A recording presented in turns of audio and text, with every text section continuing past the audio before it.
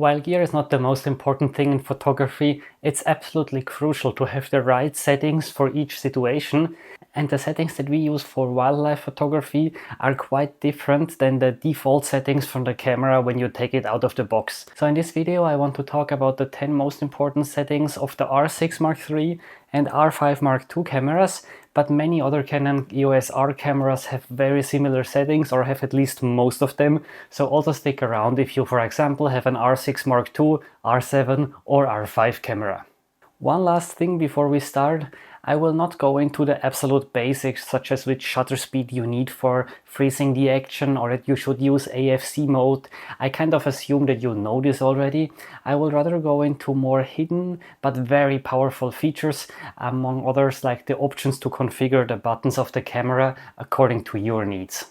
So the first thing I would change in the red shooting menu is the image quality. I definitely want to shoot in RAW to get the best quality. However, especially on the R5 Mark II, a little bit less on the R6 Mark III, if you take bursts with the highest frame rate, you tend to hit the buffer quite quickly, which can be very annoying. So what I do here is I use the C-RAW, which gives me in probably 95% of the situations the identical image quality, and it saves space and also makes the buffer last much longer. The second menu item that is very important is the shutter type. Now the R5 Mark II has a fully stacked sensor, and rolling shutter is basically not an issue or not much worse than if you use the mechanical shutter. So on my R5 Mark II I would say I use the electronic shutter 99% of the cases. In some extreme cases you can get a little bit better image quality if you use electronic first curtain or mechanical shutter, but usually the difference is not worth it for me. And with the electronic shutter you have the advantage that the camera doesn't make a noise, you have a faster frame rate and less so-called shutter shock. On the R6 Mark III I also tend to use the electronic shutter for most of the situations. However, the readout is significantly slower, it's about 3 times as slow, so there are some edge cases where I go back to the electronic first curtain shutter.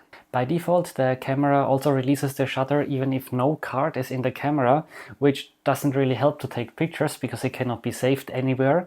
So here the menu option release shutter without card comes into play, and I would turn this off so that basically the camera can only take pictures when a card is in the camera, and if not you will get quite a big warning and the shutter is kind of locked, so you hopefully realize quite soon that something is wrong.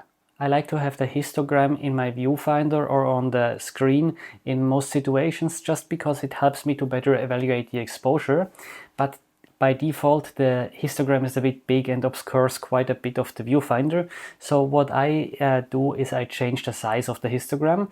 For this you need to go into shooting info display, and then you need to scroll down. It's either called brightness info or histogram based on which camera you have, and in the histogram settings you can then change the display size from large to small, and like this it doesn't annoy me a lot. Let's move to the autofocus tab, and which kind of focus area or focus point I use.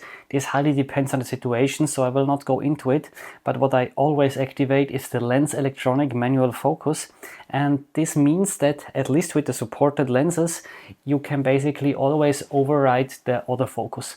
And this is very important for me if the camera is kind of stuck on the background, it doesn't detect the subject in the foreground. I can quickly throw the focus ring a bit, bring the focus closer to me, and then the autofocus of the camera can take over. As already mentioned, not all lenses support that feature, and there are some lenses where you might need to do either a firmware update of the lens or a firmware update of the camera that it's supported. The blue playback menu is not very important for taking pictures. However, there is one setting that I really like to turn on, and that's the highlight alert, because this basically means if you check your pictures, if they are exposed properly, if they're sharp and so on, you will see all the parts of the image that are too bright, they will flash with black color, and this just tells you immediately where you overexposed. So I always have this enabled. A small word of caution, this highlight alert is based on the JPEG file, so it depends on which picture style you use or which color mode you use. and often in the raw file you still have a little bit more, let's say you have a bit of a reserve, you still have a bit more highlights that are not completely blown out, even if the camera says so. So this is a bit maybe too sensitive, but I think it's better to have it like this than the other way around. Just be aware, just because part of the feathers might already blink. Yes, I would dial back the exposure for the next shot to be on the safe side, but I would not delete the picture because it might be that you can still save it from the raw file. If you want to learn more about this setting and many others in the camera, basically all settings that are even remotely important for wildlife or general nature photography, then please have a look at my brand new setup guides that exist for the Canon R6 Mark III and Canon R5 Mark II. In the ebooks I go through all the menu points, I explain what the different options mean, also with some illustrations, and I also list which settings I use for kind of which shooting situation, for like more slow moving or fast moving birds or other animals. And you can also find my button configuration, which button I configured for what exactly. If you are still not happy with the ebook, there is also a money back warranty and I linked it below, please check it out. I will skip the communication settings and go to the yellow wrench tool, and here we have the setting shutter at shutdown, and I recommend to put this on closed. Basically this just means that when you turn off the camera, the shutter will go down. I can demonstrate this quickly for you here. You can see now the shutter is closed, so it's protecting the camera from dust, and if I turn it on, it's open again. I turn it off, it might take a few seconds if the sensor cleaning is active, and then the shutter goes down. A word of caution here, the shutter is very sensitive, so make sure that you never touch the shutter, that you don't point it to direct sunlight, but I think if you're a bit careful, you can avoid that dust can enter the camera, so I always have this setting to shutter close at shutdown. Let's get to a very interesting part, and that is the button customization, which on the R5 II and R6 III is in this yellow greenish menu, and on older cameras it's one more to the right basically, where you have all your custom functions. So when I open this menu point, I have basically my camera, in this case it's the R6 Mark III, and I see all the buttons, and then I can click on one of the buttons and afterwards assign a function to that button. And the first function I want to assign is a second autofocus area that I can activate with the touch of a button. There is several options of what you can do. I know that many people prefer the back button autofocus. I have kind of a hybrid system, so for me the shutter engages the autofocus with the autofocus area that is currently selected, which is usually either the spot or the single point autofocus, and then I use the AF on button to start the animal eye detection over a large zone, and for me like this I can switch very easily between the two settings. So what I need to do here is for the AF on button I put it to metering and AF start, but if I enter you can see that you have detail settings, so I confirmed this with the info button, and now I can configure exactly what kind of settings I want. Every time I put a check mark it means it's overriding the setting, and every time there is no check mark it means that it's keeping the setting that is currently dialed in. So when I have everything set, I just go back with menu and it's automatically saved here. There is another function that I really like, that you can assign it to a button with the R1, R6 Mark III and R5 Mark II, is focus preset and recall. So before these cameras you could only do this if your lens supported it. Now you can do it with all Canon RF autofocus lenses. And I show you here how you can set it up basically, or let's start with how it works. Basically you press one button and it saves the focus distance that you have currently set. So this could be nice for a feeder, for example. You can put or save the position of the branch where you of the perch where you expect that the birds will land.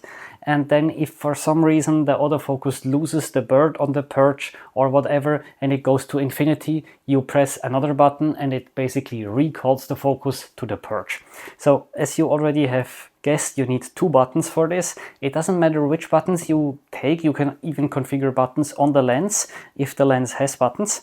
So I used here basically the set button to recall the focus preset and the lens function button to register or save the focus preset.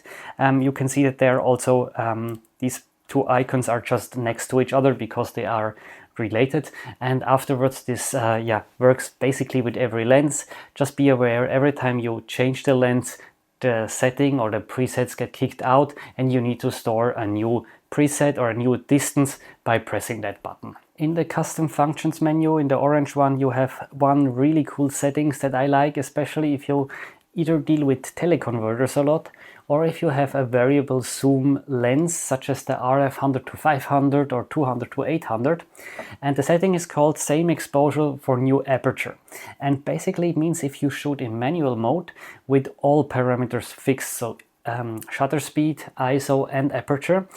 If you now start with the 100 to 500 at 4.5 and now you zoom in to 500 millimeter, you will have an f7.1, and of course the image gets darker.